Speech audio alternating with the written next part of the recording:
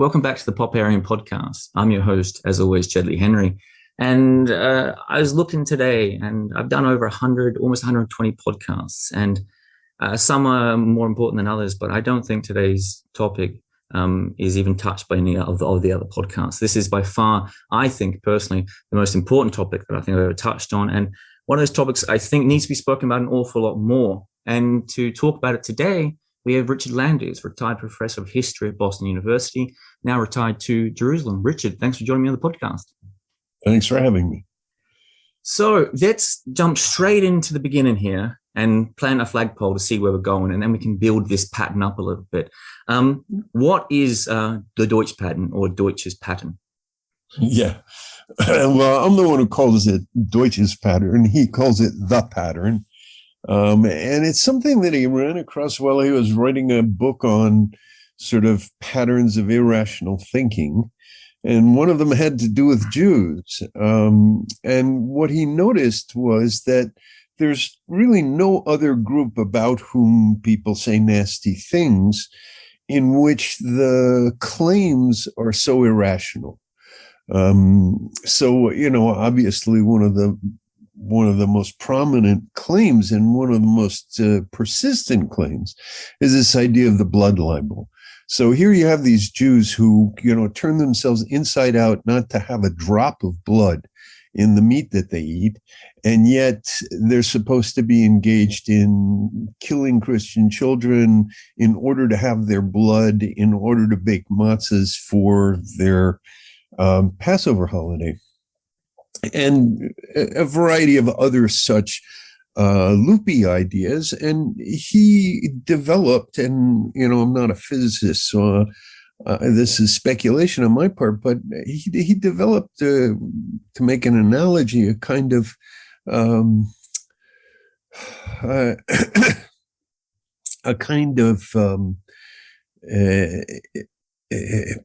postulate, almost an axiom, that says that there is an extremely powerful force, which he claims he can't explain, and that force drives people towards what he calls establishing the legitimacy of hurting Jews. Now, that doesn't mean that the people who do it necessarily engage in hurting Jews, although often enough they'll be hurting them, emotionally by the kinds of things they say. For instance, that, Israelis are the new Nazis. And it's really hard it's hard to come up with something that is more devastating to a Jew than to hear himself, particularly an Israelis who go out of their way to avoid anything that even resembles Nazis, to be called Nazis. So you don't have to engage in actually hurting Jews, but it is extremely important that the legitimacy of hurting Jews be, if you will, established in the culture. And so what he does is a kind of reversal of causality. Instead of saying that the nasty stories that people tell about Jews create hostility and hatred towards Jews, he argues the opposite, that there's a pre-existent need for the legitimacy of hurting Jews, and therefore these stories, no matter how loopy they are, feed that need, and as a result, so the stories are secondary to the pattern rather than creating whatever patterns of prejudice and dislike and hatred of Jews or fear of Jews that we might be analyzing. So in that sense, it's a very interesting take on the problem of anti-Semitism. So when Deutsch was awake at night writing that chapter of his book and thinking about this, what was the exact problem he was trying to solve here? Because I can imagine there may be some listeners thinking, why isn't this just another aspect, another variant of garden-style racism, for example? But it seems Deutsch has sniffed out something much more pervasive than that here. Right, and fundamentally different. In other words, if you say that the Scotch are stingy, or the Irish are drunkards, or whatever prejudices that you have about a certain group, in general, there's some overlap between the generalization and the group. On the other hand, when you say the Jews are stingy, Jews give 10% of their income to charity as a matter of principle. So stingy is not the term to use, and yet it gets used. So his point is that the prejudice against Jews is unlike any other kind of prejudice or racist or ethnicist dislike of another group. There's something profoundly irrational at work in this pattern that does not apply to any other group. And he argues that you can find this pattern even before Christianity. You can find it in Egyptian, Greek, and Roman society before the Common Era. So as a result, we're looking at a pattern that spans millennia and cultures, at least Western and Middle Eastern cultures, of a great variety of types. So let's begin to build this pattern up here. And one of the things that really does come through here is this constant ability of people who will hear any claim about the Jews or about Israel and completely suspend their critical faculties. I might actually have a quote here from Deutsch. In preparation for the podcast, I went to Deutsch's website and read an old article of his about Israel. And it starts like this. He says, "We wrote a parody history of Israel in which every sentence contained at least one lie. But the reactions of many of our friends who read it were alarming. Instead of falling about laughing, most of them read it as fact. These were not opponents of Israel, but people sympathetic to it." And this is a trend in some ways. So Deutsch doesn't publish that because he realizes no matter what they write, if they do publish it, it's going to come in other protocols or the elders of Zion in some way. People have this real willingness, it seems, to believe absolutely anything said about the Jews. Right. So, for example, there was the accusation that the Jews are committing genocide against the Palestinians. I have yet to see it, but somebody should do a graph showing the Jewish population of Europe during the 12-year period of Nazi rule, in which 7 million becomes 1 million. And then a graph of the population of the Palestinians, say from 1967 on, when you have several million under Israeli control, and the numbers shoot up. So, you literally have to change the meaning of genocide in order to accuse the Jews of genocide. And yet, in a poll that was taken in the mid-aughts, 2004, 2005, a plurality of Europeans believed that Israel was committing genocide against the Palestinians. And for me, part of what's interesting about this is that the opposite, which is that the Palestinians want to commit genocide against the Israelis and the Jews and say it repeatedly, both in their documents like the Hamas Charter of 1988, or repeatedly from the pulpit, which is something even the Nazis didn't do, that gets denied. So there's a kind of there's a double inversion. Not only do the Jews get accused of genocide, but the people who want to commit genocide against the Jews don't get accused of it. So those are, what the reason that David didn't publish that list is because, yes, people just seize on anything. It's really, I call it news of Jews behaving badly. There's a sort of appetite for it, an insatiable appetite for news of Jews behaving badly. There is another point in this. Again, I can imagine trying to preempt some listeners who may be operating on the pattern in some ways, saying to themselves, that this is perhaps unconscious, that this is just a aspect of culture, that it's not a real hatred. But as you show through your work and when you speak about David, this is not some casual attachment here. People are willing to pay a significant price to keep the pattern alive. This comes at a heavy cost to people who are holding the pattern and perpetuating it. Right. So, one of the things it's been attributed to, his name escapes me at the moment, but a 20th century a specialist in matters of anti-Semitism who jokingly said, anti-Semitism is hating Jews more than absolutely necessary. So for me, the 21st century version of that is hating Jews even though it's killing you.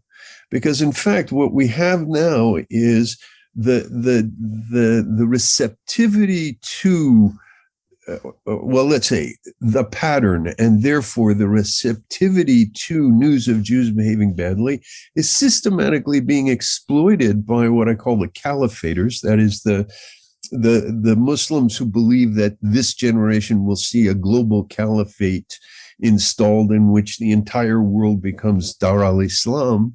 They systematically use this as a way to undermine and invade the West. And so every time that people buy into, as just recently in May 2021, people buy into this notion that the Jews the Israelis are deliberately targeting children, which is, there were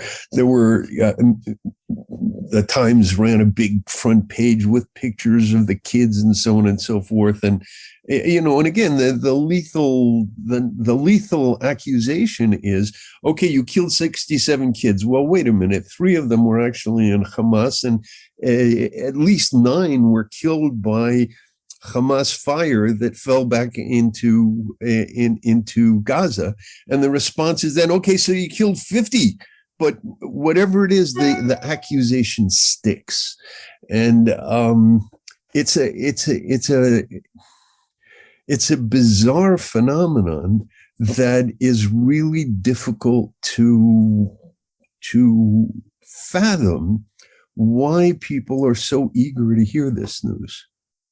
So one of the things, and I think I heard you speak about this actually, one of the things that once you've identified the pattern, it's not so helpful to go looking for logic here anymore. It's not about the logic. It's about legitimizing the pattern and keeping it alive. Right. So one of the things that happened to me when I read David's piece on the pattern was that I reran through my analytic tapes what happened in the year 2000. And according to the pattern, and David will correct me if I'm wrong here, but I think I've already said this in our seminar, so I think he already has agreed with it. After the Holocaust, the pattern was challenged. It was no longer acceptable to engage in Jew baiting and saying nasty things about Jews and so on, in spreading blood libels and so on. So after that, at least in Western Europe, the Protocols of the Elders of Zion was understood to be a forgery and not true. And blood libels were understood to be invented and not true, and so on. And so Europe was essentially on a diet from the pattern. And what they did then, or what some of them did to keep the pattern alive, was to legitimate Palestinian hatred of the Jews. So, the Palestinian refugee problem is allowed to fester, and the Palestinians are displaying their suffering before the West, looking for sympathy. And instead of the West saying, why are Palestinian leaders doing this to their people, they say, the poor Palestinians, look what the Israelis have done to them, which is another way of letting in the pattern. Now, according to David, when the pattern is in danger of when the pattern is threatened, it comes back with a vengeance. So at the approach of the year 2000 with the Oslo peace process, at least for many people, particularly in the West, there was a widespread belief that this would lead to the end of the Arab-Israeli dispute, which clearly retrospectively was a fantasy, but at least at the time, and that's where we have to put our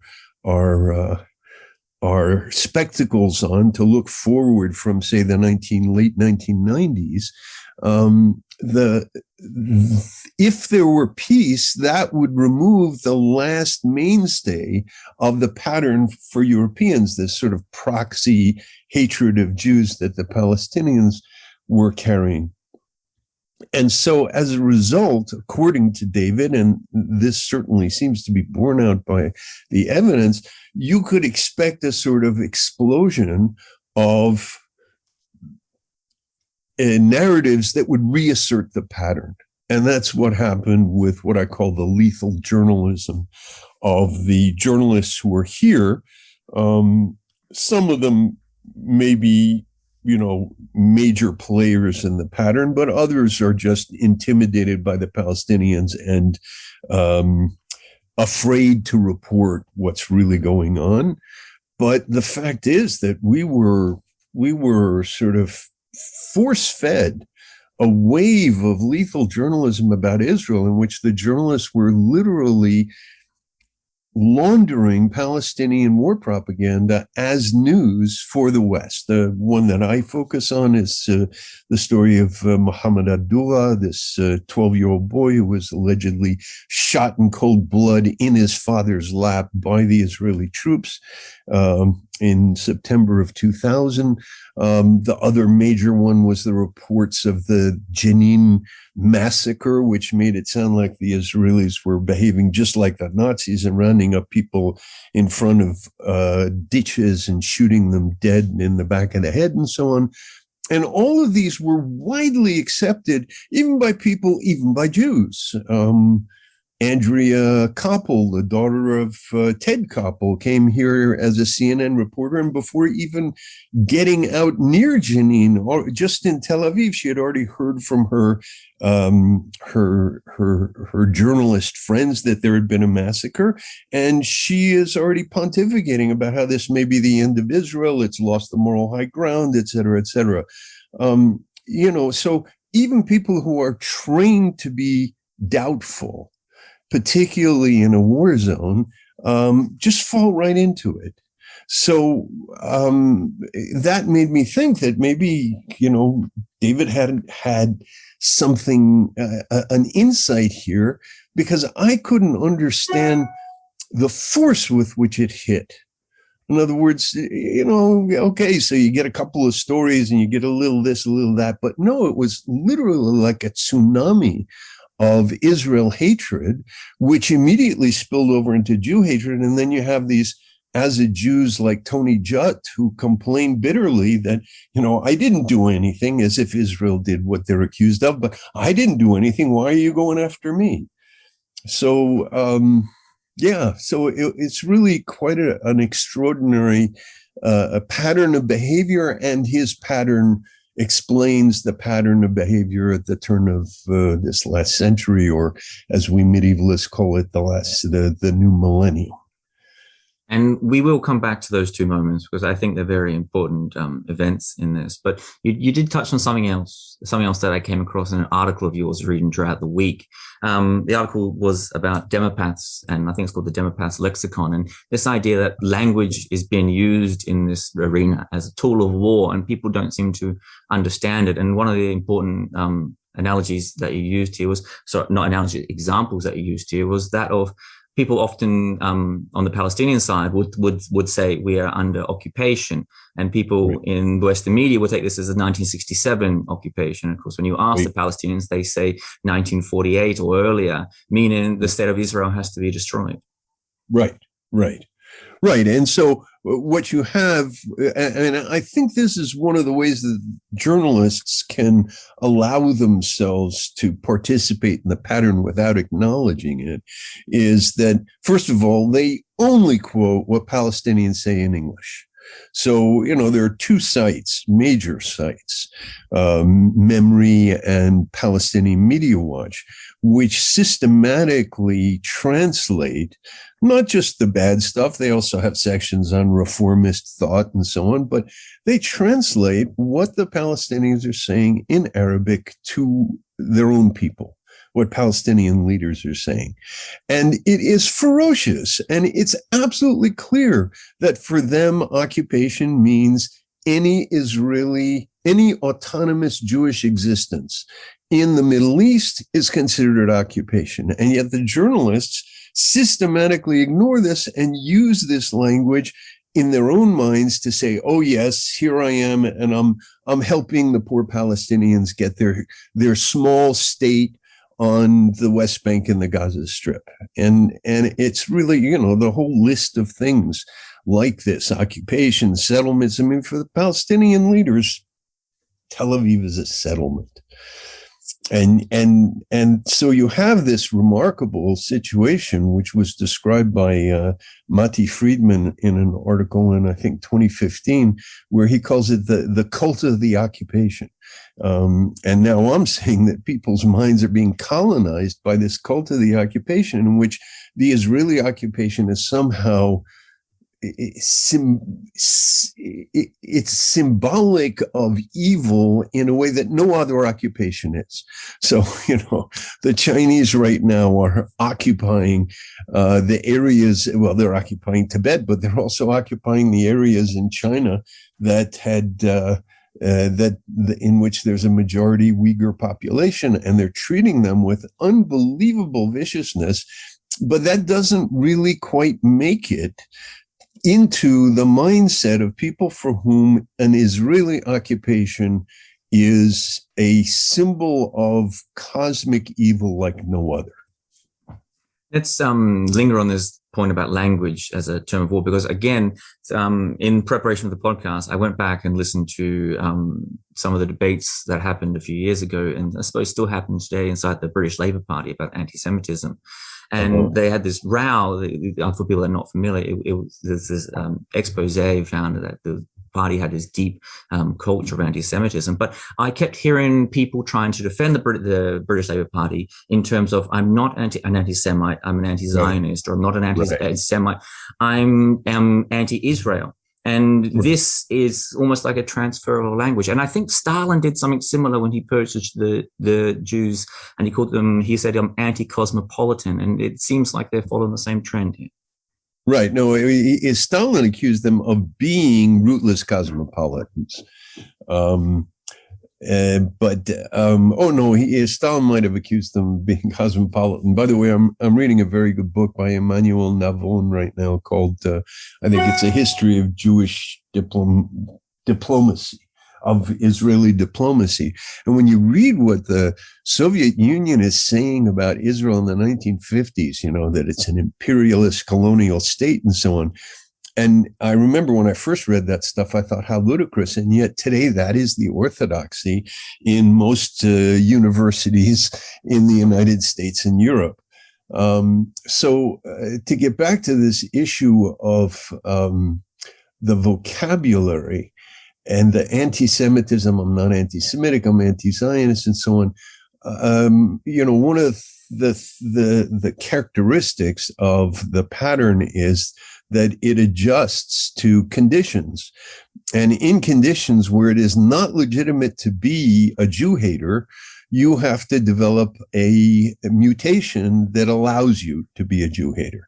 So, in the period of modernity, 19th, 20th century, when people were rejecting religion, it was kind of hard to hate the Jews for rejecting Jesus or killing God or whatever religious formulation there was. And so you get the scientific principle of anti-Semitism as a racial problem with the Jews. Now, the Nazis gave anti-Semitism a bad name. In the early 20th century, anti-Semitism was a perfectly legitimate, even scientific discourse. The new form is assaulting Israel. And the Livingston gave his name through David Hirsch to the Livingston formulation, which is that when Jews complain that calling Israel Nazis or spreading stories that are false about massacres and deliberately killing children in their father's arms and so on, and they call that anti-Semitism, the response is, oh, you're just trying to silence legitimate criticism of Israel. As if these accusations are all legitimate accusations of Israel. So in some senses, one of the striking elements of the left anti-Semitism of the 21st century is how much in denial they are. And I think that is a crucial element to allow that the pattern to spread. In other words, if you're a right winger and you come out and you say you hate Jews, you're not going to get an audience. But if you're a left winger and you say I'm for human rights and the poor Palestinians, then you will not only get an audience, you will get an insanely enthusiastic audience. Let's build up the substance of the pattern here. And I'm glad you mentioned earlier the part about occupation and how many other countries are just not being accused in the same way. I'm going to throw a few of the tried and true accusations that you find out there across the media that's been hurled around. And the first one in my ears here is Israel is an apartheid state. And this one seems to slip off people's tongues without any kind of thought here. But I will get your thoughts on this, but it seemed a little and we're going to get to the issue of projection in a minute as well, but this seems pretty important here because there used to be huge Jewish populations around the Arab world, and they're almost entirely gone today. And there's almost this de facto understanding, I'm not sure if it's de facto or legally embodied, but when the Palestinian statehood is spoken about, it's a state that is free of Jews. Right. Yeah. So, I mean, the apartheid thing is particularly telling, both in terms of this double inversion in which the Jews are guilty of what the Palestinians or the Arabs or Muslims do. They're guilty of that. And the other side is not held accountable for it. So, the principle of the dhimmi, that is the non-Muslim but monotheistic or people of the book, extended as they conquered more land, but initially just the Christians and Jews. The status of the dhimmi is like a clinical case of apartheid law. It's a law in which Jews are systematically disadvantaged before the law, not only in terms of what they can do. They can't ride on horses. They have to ride on donkeys. They have to walk in the gutter. If there's a Muslim on the sidewalk, they can't look Muslims in the eye, et cetera, et cetera. In addition to that, they can't even bear testimony in court, and they certainly can't bring a Muslim to court. So there you've got classic apartheid. And gender apartheid. It's not just religious apartheid, it's gender apartheid as well. And yet nobody uses that term where it's appropriate. What they do is they use it as a way of delegitimizing Israel, even though I would say that let's put the disputed territories to the side for a moment. So within the 67 borders, Israel has a 20% Muslim population. And despite the tensions in this region, I would say Israel has done a better job of what we call dukiyum, or coexistence, and acculturation in every sense. Both towards the Muslim, towards the Arabs, and the Arabs towards the Israelis, than any European country. I mean, France it claims 5 to 10%, and it's having a terrible time with its Muslim population. So the universities here, the hospitals in particular, all of medicine is sort of a showcase of integration, of shared values, of meritocracy that doesn't favor the privileged group, but whoever is good, and so on. So you have doctors, somebody just tweeted today that, out of his 4 doctors in the hospital, he's in 2 are Muslim and 2 are Jewish, and the staff is from all over. So you have we are as far from apartheid as you can get. We're one of the least racist cultures. Not that we don't have racists in here, and not that we don't have discrimination and prejudice, but compared to other countries, I just heard recently that this woman was preparing a slideshow for her Chinese customer in mainland China, and the customer said, "Could you please get rid of all the black faces?" This place, pharmaceutical companies come here because this is such an intensely varied ethnic mix here, from black to white, from you name it. Every different kind of ethnicity can be found in Israel. And yet we get accused of apartheid. So the apartheid accusation, I think, is one of the good examples of what Deutsch calls the pattern, which is, I'll believe it. Why do I believe it? Because it legitimizes hurting Jews. They're bad people. Let's go to another aspect of the pattern as well, because again, another piece of language that you will encounter out there is people will say the idea of Zionism as an idea is a racist idea, and again, it seems to be an odd kind of hypocrisy here. No one seems to draw attention to the number of Muslim countries that have stated in their constitutions that they are a Muslim country, for example. Yeah, or the Japanese, or you name it. I mean, look, it's really the idea that given that Judaism is a religion to which one can voluntarily convert, you can't voluntarily convert to being Japanese. Given that that's something to which you can convert, the idea that somehow the Zionist idea is an exclusionary idea, I think, again, goes back to this. I mean, on some level, and this is something that I hope to work out with David in the next 2 seminars, there's the whole issue of what is referred to first in terms of the Christians, but it's also true of the Muslims, this notion of supersessionism, which is that now that the new dispensation has come about, now that we have the gospel truth, or now that we have the prophet's truth, the older religions are expired. We sit on top of them. We replace them. We erase them. And in principle, they should disappear. And one can argue that one of the reasons why Jews are so irritating is because they haven't disappeared.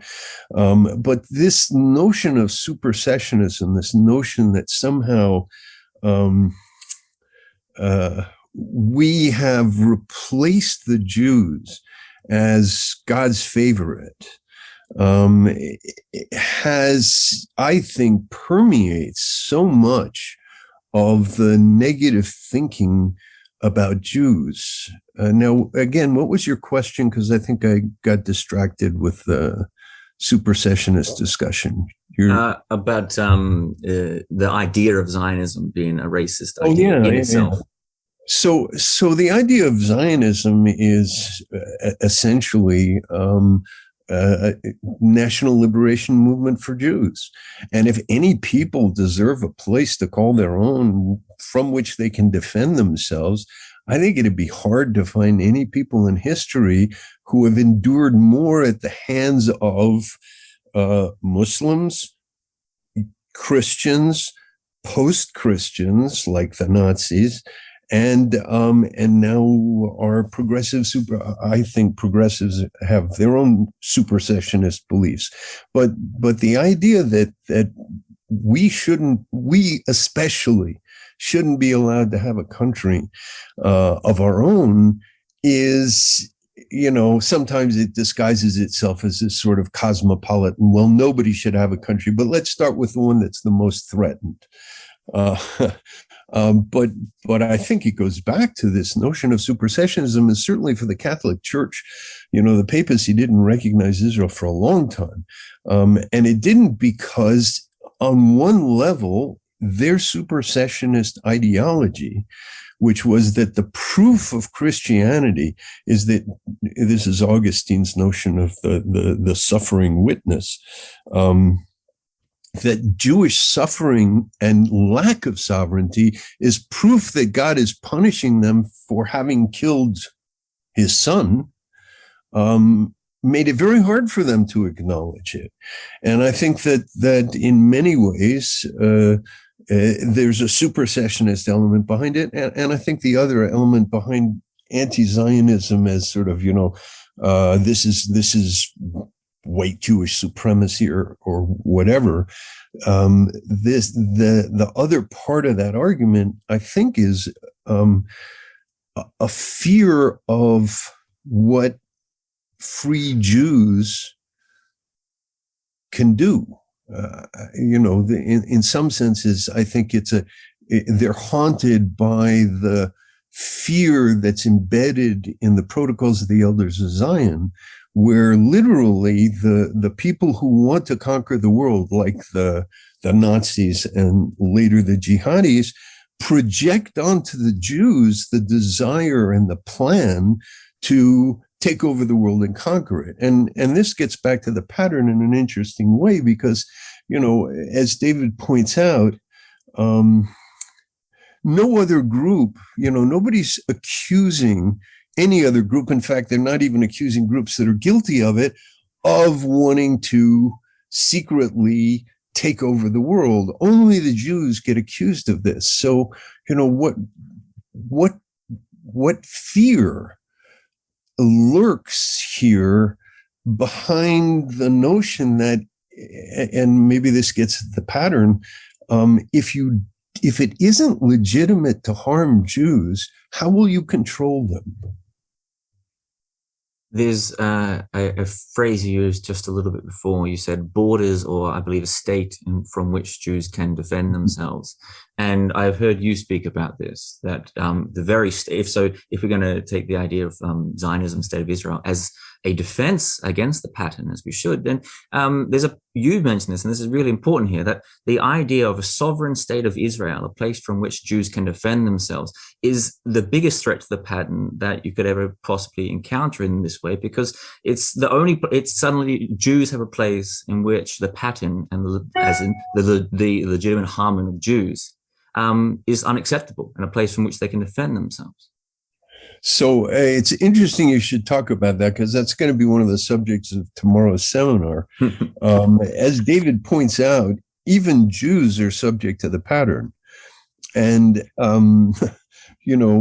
some of our universities, and just now, the new government in Israel, the Meretz party, which is a pretty far left group, are inviting somebody who's been banned by the government from coming because he's openly expressed his desire to destroy the state, and yet they're going to pipe him in to speak to the Knesset, whoever actually listens, and certainly the Arab Knesset members will be listening avidly, to spread all of these accusations against Israel. He works for Human Rights Watch. And so even within the state of Israel, the pattern still operates. I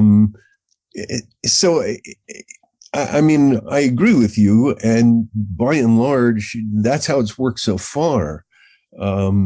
That the Israelis defend themselves. And in fact, that's set up one of the sort of real frictions between Israeli Jews and American Jews, because in 2000, when the warriors came out of the Oslo Trojan horse, as Arafat had been saying repeatedly before, but nobody in the West was listening to, and you get this intifada that intifada, it's a jihad, and it's the first jihad that is fueled by suicide terror.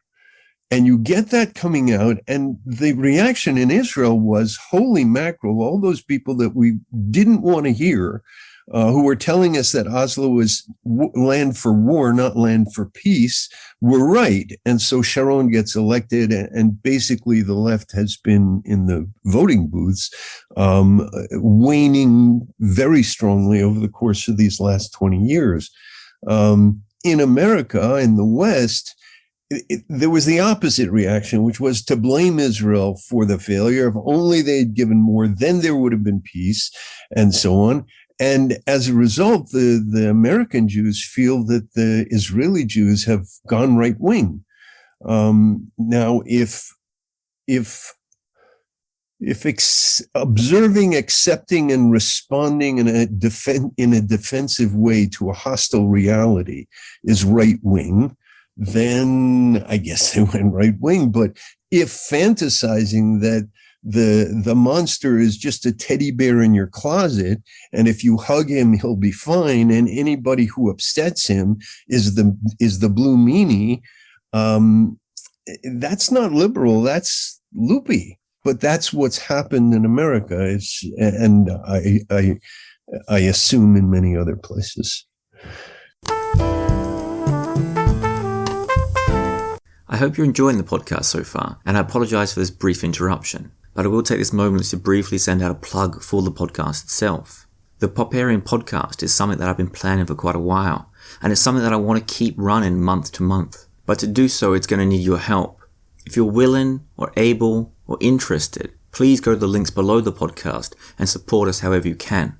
It will be your help as listeners that keeps the podcast going and keeps the content coming out, and I thank you in advance. And with that said, we will now return to the second half of the interview. Thanks for listening.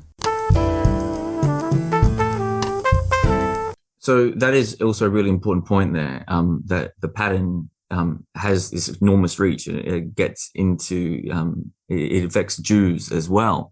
I'm going to come to another point here, and this is really important, and I know you've spoken about this before, and this is a body that was essentially set up in response to genocide in some ways, which is the United Nations. And right. The United Nations have a real focus on the state of Israel. I'm just going to put two stats before I hand it over here.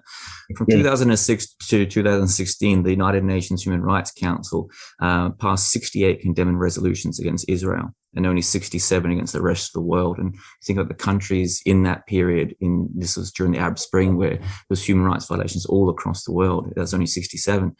And then in the second stat is the United Nations General Assembly from 2012 to 2015 adopted 97 resolutions explicitly criticizing member states, 83 of which were targeted at Israel alone. And this is an extraordinary, almost a co-opting of what should have been one of the most moral, highly principled organizations in the world by this pattern. Right. And I think that that's one of the really interesting things. I mean, David points out that the pattern is a disturbance in moral reasoning. And you see how the Palestinians' ability to manipulate people subject to the pattern has enabled them and their allies to basically take over world institutions that, if they operated well, would contribute significantly to civil society and stability and peace and, an end to oppression around the world. And instead, they've corrupted these. And it's not just the UN, it's the International Criminal Court. It's a whole bunch, and many of the human rights NGOs like Amnesty International and Human Rights Watch and so on.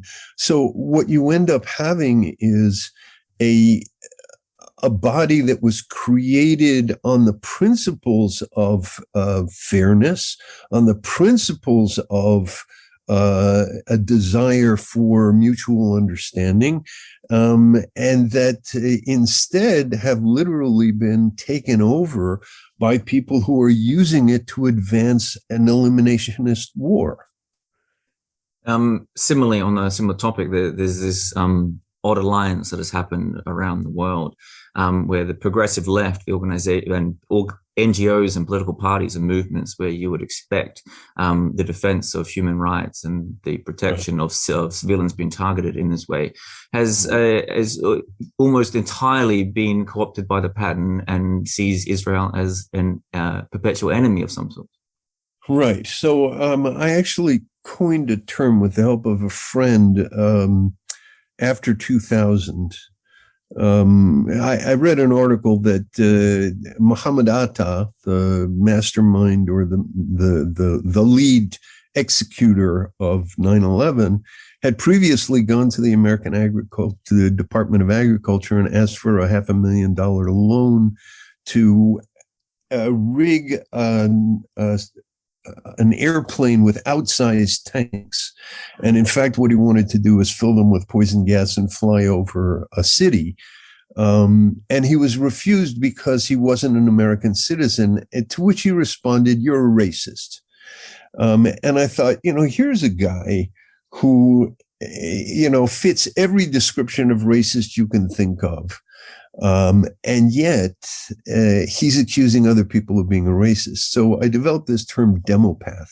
And a demopath is somebody who uses the language of democracy and equality and human rights and so on, not because he's committed to it or she's committed to it, not because they in any way believe in being reciprocal about this, but only to claim for themselves positions that will help them advance an agenda which is actually aimed at destroying the institutions that are based on those principles, including nations, democratic nations. So the pattern has made it possible for them to exploit this notion that they're fighting for Palestinian human rights, and when you look at the people who are voicing these claims that they're fighting for Palestinian human rights, namely the Hamas and the PA, there's nothing in their behavior that indicates that they would ever respect human rights, not just amongst the Jews and women, but amongst Muslim men, commoners, people without power. There is no notion of human rights in this region, except insofar as it's used as an accusation against Israel. And for people who say they care about human rights, like Amnesty International and so on, it's just astonishing how they're able to look at this scene and come away with this notion that, the nut of the problem is if only Israel would give them their human rights, and incidentally, the apartheid argument is attached to this, if only they would give them their human rights, then everything would be fine, which is, a kind of ludicrous notion of how human rights works. You mentioned before the Oslo Peace Accords, and I'd like to come back to that because this, even before I'd known about the pattern and just recently found out about it, it seemed to me a fairly pivotal moment in the Palestinian-Israeli relationship here, and people that seem to just brush it off and not dwell on it as long as they should. And reading it in light of the pattern, it begins to make a bit more sense. And as you mentioned before, Arafat is at Oslo, very close to peace. He abandons the accords, he walks out, and instead of, pausing or thinking over, launches violence. And this begins to make a bit more sense when you think of in terms of the pattern, where he is close to the point of peace, which is a point where he has to abandon the legitimacy of hurting Jews. And he kind of has a panic of sorts and resorts and abandons everything. Right. So I actually wrote an article. I'm a medievalist. And so one of the aspects of I'm a social historian. So one of the aspects that I study is the dynamics of honor-shame culture. And in honor-shame culture, things are particularly relations with rivals are viewed as radically zero-sum, hard zero-sum.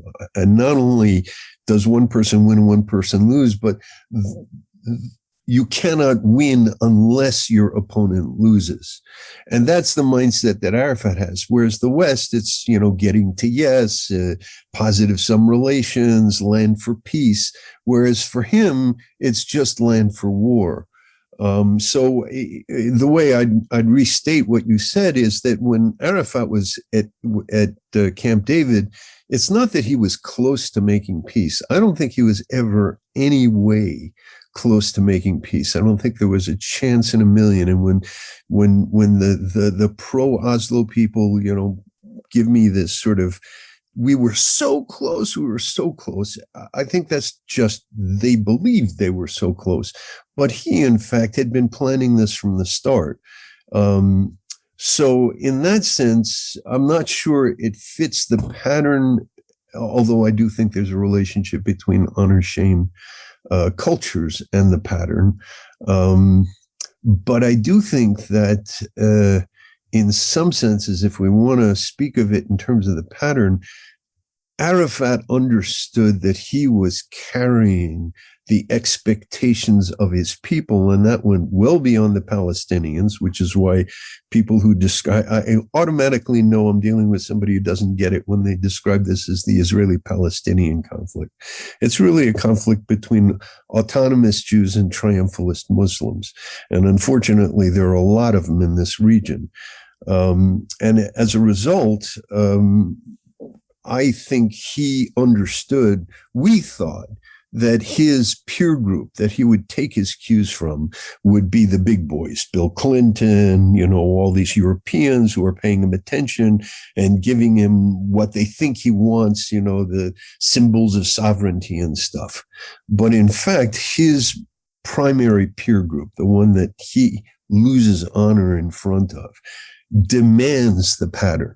And the pattern is built into the Sharia law of dhimmi. And the reason why triumphalist Muslims cannot accept Israel in this region, why any inch of land that we occupy is occupied, illegitimately occupied in their mind, is because it calls into question the superiority of Islam if where Islam is a majority, where Muslims rule, you have independent non-Muslims.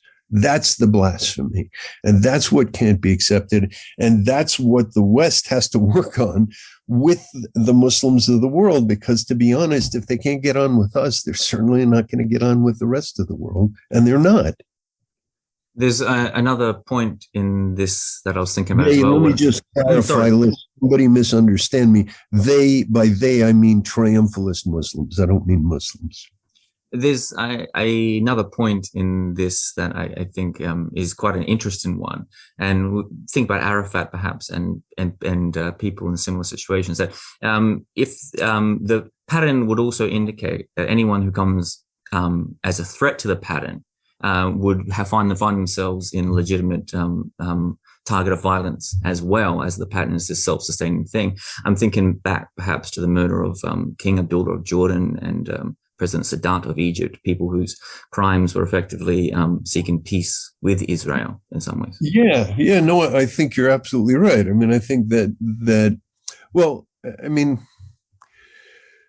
yeah, and milder versions, like what happened to this poor guy, this German guy who was the head of UNRWA and who was being interviewed on Israeli TV after the May bombings.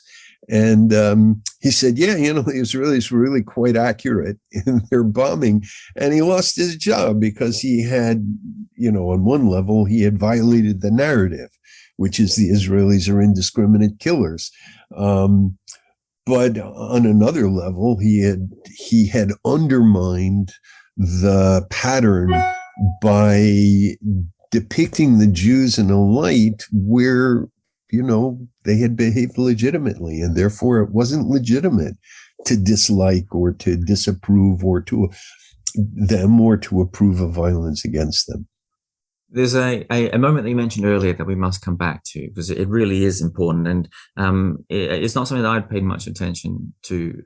This is September 30, 2000, the story of Muhammad Abdullah, as you mentioned earlier, the 12-year-old child who was killed, and this is, I think you've described it as the modern blood libel in some ways. And you say that this was an obviously staged event. And people, of course, as you mentioned earlier, people launched onto it. So I might get you to take us back there to that event, why it was such an obvious forgery, and how quick and easy everyone was to jump on, and the kind of license it gave people afterwards to throw off the old restrictions that they might have been feeling about anti-Semitism. Right. Yeah, no, unquestionably, this is, so I think, I mean, to be precise, I think it's the first postmodern blood libel, or post-Holocaust blood libel to take in the West. I mean, there have been plenty of blood libels in the Muslim world, but in the, since they imported Nazi anti-Semitism at the end of World War II. But in the West has resisted blood libels until this one. And this is a mutation. It's not a ritual killing of an innocent Christian boy for ritual purposes. It's the deliberate murder of a Muslim boy in his father's arms, and the Israelis have killed every child in the world through this killing. So it had, first of all, this quality of a blood libel. It spread extremely rapidly, in no small part thanks to the fact that the person who packaged it for the news, who laundered the propaganda, was himself an Israeli Jew, a French Israeli Jew. So it's first blood libel to be passed by an Israeli Jew, the first blood libel to spread on the internet, the first blood libel of the new millennium, whatever you want. It's big. And one of the ways you can see its impact on the West, and one of the ways in which, the sort of explosion of need for the reassertion of the pattern distorts things, is that shortly after the story appeared, a journalist who wasn't a French journalist, she was a major anchor in the French news, and not known for being either a leftist or a progressive or whatever. But she said, and I've spoken with the French about this, she really said in the voice of many, this picture replaces the picture of the boy in the Warsaw Ghetto. So for Europeans, this blood libel that had been generated by the Palestinians was freeing them from their shame about the Holocaust. I used to say, get out of Holocaust guilt-free card, but it's really shame. It's not guilt. You don't get out of guilt like that, but you get out of shame by making somebody else the person who's being shamed. And that's what they were doing. Israel was now the new Nazi. So it was extremely powerful, and it inspired, among other things, as a medievalist, I point out that Muhammad Abdullah was the patron saint of the Durban Conference, which was the sort of crescendo and, the marriage of the human rights left and the jihadis. I mean, they were literally walking in the streets with pictures of Al-Dura and his body in effigy, and, pictures of Yasser Arafat and pictures of Osama bin Laden. And everybody is just in this lather about how horrible Israel is, including selling T-shirts saying, if Hitler had succeeded, there wouldn't be any Palestinian suffering, something like that. So, I'm sorry. The degree to which the eagerness for this had me breathless. And then, so I looked into it. I mean, as a medievalist, I believe we should look at evidence. And in fact, I started my career following a set of forgeries that were made 1,000 years ago and fooled historians for pretty much 900 years. So I didn't figure it out. But even the guy who figured out there were a forgery didn't get his work accepted because people wanted to believe the forgery. So I looked at the evidence, and first of all, it's 6 10-second long clips. It's not even like the cameraman fixed on this scene and took it. He took 6 takes, 10 seconds each of them less sharp than the next,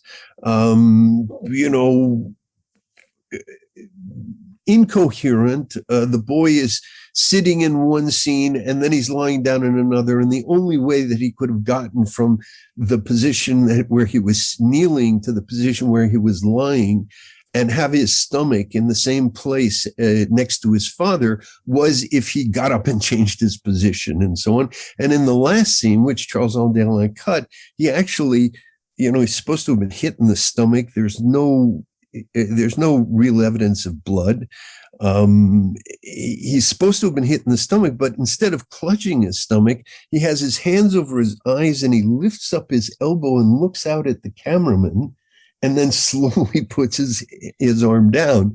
And it's just, if you haven't already see this as this terrible killing of a child in cold blood in the arms of his father, it's silly. It's just the cheapest kind of fake. And yet was a fake. And I remember at the time I used to say to people, look, there are 5 possibilities. Israelis killed him on purpose. Israelis killed him by accident. Palestinians killed him by accident because the bullets that we do see actually seem to be coming from the Palestinian side. And Palestinians on purpose, heaven forbid we should even think of that, but we will think of Israelis on purpose, and one other. And the other was fake. And literally, people could not imagine that the Palestinians would stage something like this. It was unthinkable. I just met a woman at a reunion that I hadn't seen in about 15 years. And she said, oh, I remember you were talking about fake news before anybody. And yes, that's the first real wave of fake news in the 21st century, is what lethal journalists working here told the West about what was happening here. And now it's literally invaded the entire news sphere. And before we get into some final questions, the other thing you mentioned earlier was the Jenin massacre in 2002, and we should touch on that as well. I know there's a lot of similarities between what we just mentioned there, but I think one of the important things here, again, for people who are just taken in their understanding of the issue through news media, is you often hear about Israeli indiscriminately targeting the Palestinian civilians. And this is a complete inversion of the truth here. In fact, I'd like to ask you a part of what the Jenin massacre was and the description there of how the IDF, the Israeli Defense Force, actually behaved, because they seem to go out to extreme lengths that no other military in the world seems to ever go to try and avoid civilian casualties. Right. So Jenin massacre I have a chapter on it in the book that I'm about to publish, whose title I can't tell you because I still haven't figured it out, but whose working title for 10 years was They're So Smart Because We're So Stupid, a medievalist guide to the 21st century. My publisher and editor don't like it, so whatever. The title changes every day, but I have a chapter on Jenin in it. And what you have at Jenin was the center of the suicide terror campaign. It was where the Hamas was stationed. The leaders, there was a 5-block area that was essentially the production center for suicide belts and for training of suicide martyrs and so on. And at this point, we're talking about close to 1,000 Israeli civilians killed by these attacks on restaurants and buses, on supermarkets and shopping malls and so on. So there was a particularly terrible one at Passover, a hotel where a lot of families had come to celebrate Passover. And so then Israel goes into Jenin, and this is in April of 2002, and they go into Jenin, and for 3 weeks, they're going house to house, They're not. They didn't say, okay, everybody has 24 hours to get out of this place because we're going to bomb it back to the carpet. We're going to carpet bomb it. They went in house to house to keep civilian casualties down. They sacrificed 13 of their own men who stepped into a trap because they wouldn't use their overwhelming power. And during those 3 weeks, the media is kept out. And during those weeks, Palestinian moderate, Oslo supporting Palestinian leaders like Saeb Erekat are saying the Israelis are massacring people, that there are open graves and they're shooting people. And all of this is sort of, memes from the first Nazi roundups of Jews in Poland and taking them out to the woods and lining them up in front of ditches and shooting them point blank. So this is circulating. There are demonstrations. There's one in London where I forget who it is, but a very significant literary figure accuses Israel of genocide, and it's sponsored by the Muslim Association of Britain and so on. And there are all kinds of calls for the destruction of Israel and the killing of Jews and so on. In Barcelona, there were models, women models who wore nothing but suicide belts to show their solidarity with the people who would soon, with the weapon that would soon be turned on them. So it was an extraordinary case of a sort of utter disorientation, particularly of the left, but everybody was sucked in. And that's when you first get the first BDS moves in England to sort of ban Israeli researchers and cooperation with Israeli scholars and so on. And that's when you get this phenomenon of the sort of as a Jews like Tony Judd and like Tony Kushner, I think, and Jacqueline Rose in England, everybody who populates the novel by Harold Jacobson called The Finkler Question. So you have all these as a Jews who are saying, as a Jew, I have to denounce the terrible things that Israel is doing to the Palestinians. And basically what they're saying is, look, I'm a good Jew. Don't dislike me. But I will throw my cousins who have been falsely accused, but I wouldn't even consider that possibility, under the bus in order to assure that you don't attack me. So in my chapter, I consider it one of the turning points in the sort of disorientation of the West. So onto a few final questions here. One of them, I think you mentioned it a little bit earlier at the very start. Wait. Just before, let me just add one thing.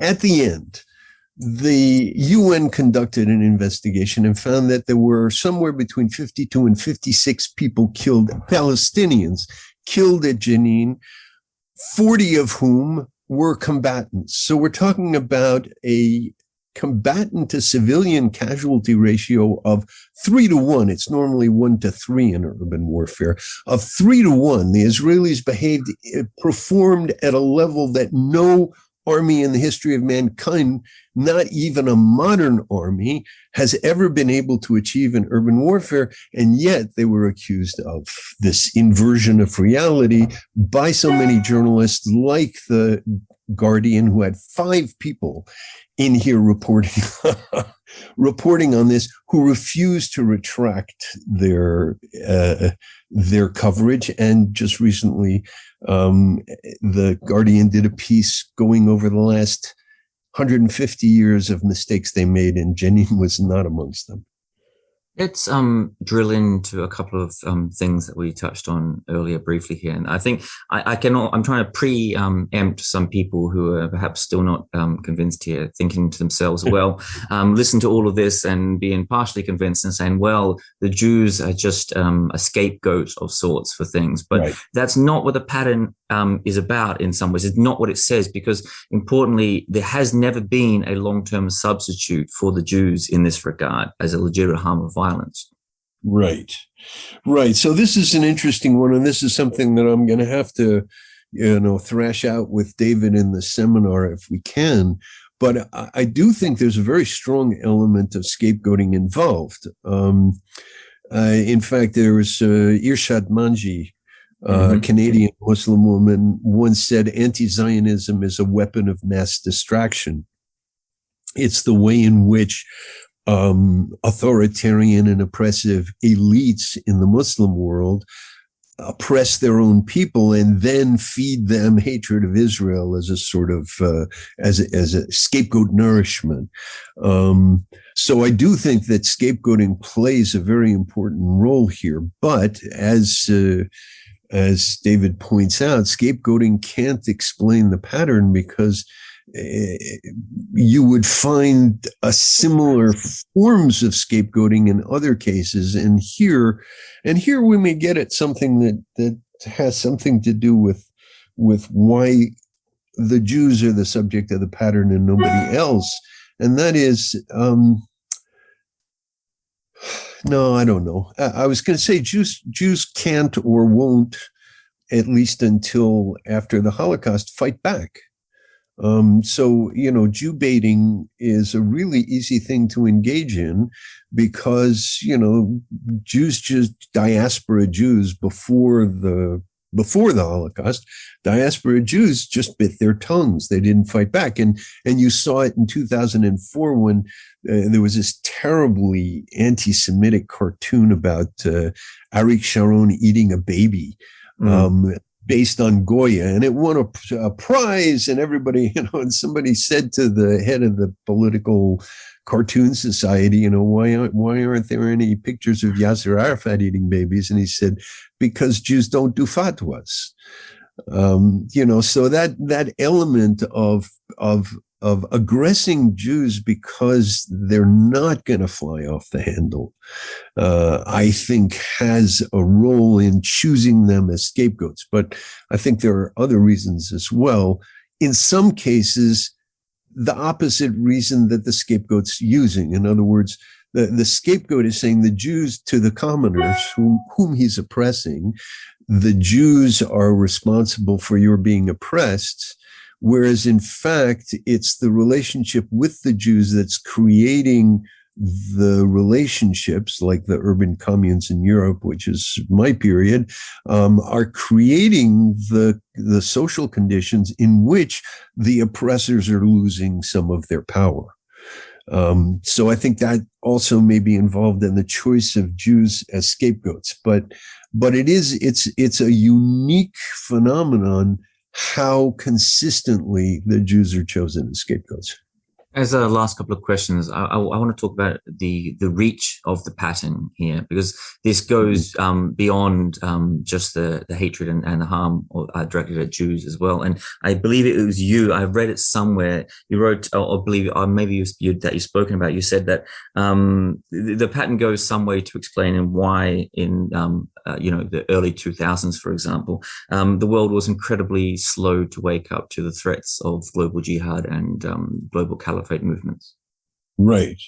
Yeah, no, that's in fact the theme of my book, is that the way that jihad was able to invade the West, the sort of soft underbelly of the West through which it was able to invade, was this hostility to Jews, or what right now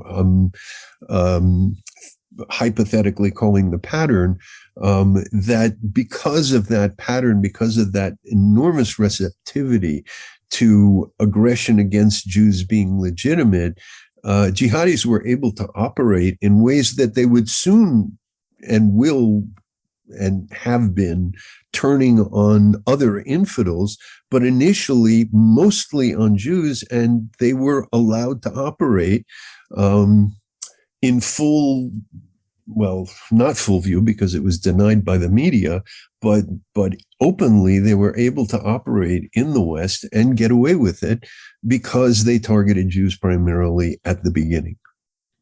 And for perhaps the casual anti-Semite out there who is thinking, well, this is just targeted at the Jews. Let's call them the pattern addicts. Okay, the pattern addicts who are thinking to themselves, perhaps, well, I'm not Jewish, for example, and this is just targeting the Jews, so why should I care? And again, you've written about this. This is important here. That and you spoke about it as well. You said this starts with the Jews, but it doesn't end with the Jews. Right. It grows into other forms of violence, even Muslim on Muslim violence, such as takfir methodology and things like this. As in, if you think that this kind of violence is going to be contained to harm and violence against Jews, you're mistaken. Right. Well, I mean, Churchill's famous comment was that, the appeaser is the one who hopes the crocodile will eat him last. When you appease aggression like this, and when you think that you can feed it a sacrificial victim, and that will somehow lessen rather than strengthen the forest fire, you're obviously making a mistake. And in the Middle Ages, it's really clear. You get an outbreak of anti-Judaism, attacks on Jews, kicking Jews out, and so on and so forth. And it's closely associated with a subsequent imposition of the Inquisition. So in my period, at the turn of the 11th century, you have in 1010 a wave of massacres of Jews that actually have some Jews slitting their own throats, which previously we had thought only started to happen with the Crusades 80 years later. But then in 1022, you have the first, and so that's the first attack on Jews in Europe, like that, violent attack on Jews in Europe. And then the second, and then 12 years later, you have the first execution of heretics. And that pattern of, going after the Jews and then as a result, going after other people as well, other dissidents, I think is a very strong pattern that we see. And in some senses, it may get at the pattern in that, according to David, if you grant Jews civil rights, then you have, in some sense, violated the pattern. And that's why all these modern societies that grant Jews civil rights, equality before the law, which is ultimately the first people to articulate that notion of equality of the law were the Jews. If you grant the Jews equal rights, you undermine the pattern. And the pattern may, in fact, be a sort of check on the impact of a sort of unpruned civil society. You cannot let civil society run away with itself. And the Jews are, in this reading, in a sense, the anchor of that civil society. And therefore, you undermine them first, and that makes everybody else vulnerable. As a last question, I have to ask this as the last question, and I already know it's a very hard question to answer, and it's going to just be simply, what do we do about the pattern now that we've recognized this, now that we know what it is, and all the work on analyzing it? What is to be done about this? Well, to be honest, I think the first thing, and that's what I'm trying to do with David right now, is get a sense of what causes the pattern. I mean, as David points out, in medicine, if you don't have a good diagnosis, the treatment is hit or miss. So first, we need a good diagnosis. We need to have an understanding of what is involved in this pre-existing strong force in the human psyche, in the, monotheist psyche. No, because we got Egypt, we got Greece, we got Rome. I just haven't figured it out. But what's in the psyche such that this is so strong a thing? And I think only then can you begin to do something about it.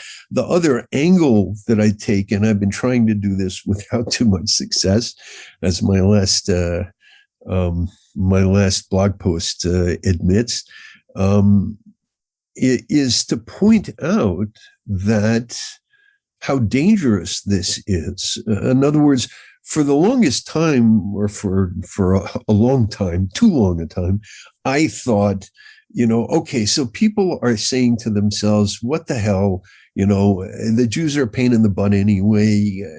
So what if we give them to this jihadi monster?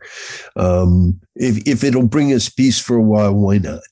But I thought that they had a sense of self-preservation, and that when they realized that this was also a force that was coming after them, and that they were enabling it with this alleged appeasing sacrifice, I thought they would wake up. But what has come out is a kind of suicidal gene. I mean, I think that's what Freud was trying to write about when he coined the term, when he took the term thanatos and applied it to a sort of, human psychic structure that seeks destruction, self-destruction. When I realized how strong that was, then telling people, you realize that you're hurting yourselves, it wasn't necessarily going to motivate them. Now, ultimately, I think it's only people who want to live and who want to live free who are going to be capable of understanding how dangerous the pattern is, and how seriously it needs to be resisted. But on some level, I think maybe there are things that Jews can do to lessen the appeal of the pattern. I'm not sure what those would be, but it's an interesting thought. But ultimately, this has to come from the people who are subject to the pattern. This has to come from people who stop themselves and say, wait a minute. Somebody's telling me bad news. Somebody's telling me news about Jews behaving badly. I got to think about this. Let me check some stuff out online. Let me see what other people say, and introspect. What is being appealed to? Why is it so appealing to hear stories about Israelis being awful? What does it do for you?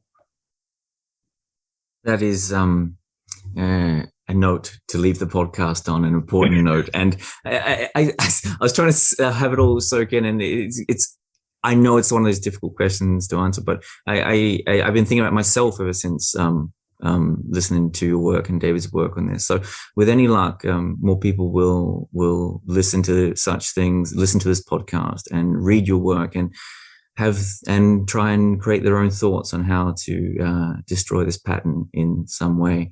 But on that as well, Richard Landers, it's been an absolute pleasure. Thank you for your work and your time. For people who are interested, I'm going to link below the podcast the link to Richard's Twitter account where you can follow his work, as well as his ongoing blog where you can follow that as well. Richard Landers, thank you very much. Thank you. Thank you.